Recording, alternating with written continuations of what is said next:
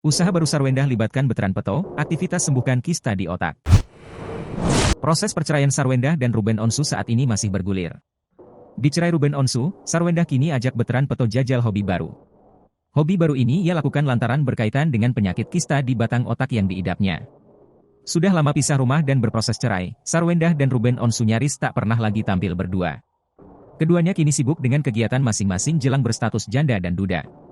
Namun meski tak ada Ruben Onsu, Sarwendah tak kesepian berkat kehadiran anak-anaknya, Betran Peto, Thalia dan Tania. Ya, ketiganya memang bakal ikut tinggal dengan Sarwendah jika kelak vonis cerai atas gugatan Ruben Onsu dibacakan. Seperti baru-baru ini, Betran Peto nampak menemani Sarwendah kala menjajal aktivitas fisik yang digadang jadi hobi barunya, olahraga poundit. Olahraga yang baru bagi Sarwendah ini jadi salah satu cara Sarwendah menerapkan gaya hidup sehat. Pasalnya diketahui, Sarwendah memang sudah mengidap penyakit serius yakni kista di batang otak. Penyakit itu juga diduga jadi dalam keluhan sakit kepala yang sering dideritanya. Keluhan tersebut juga muncul apabila Sarwendah mengalami stres.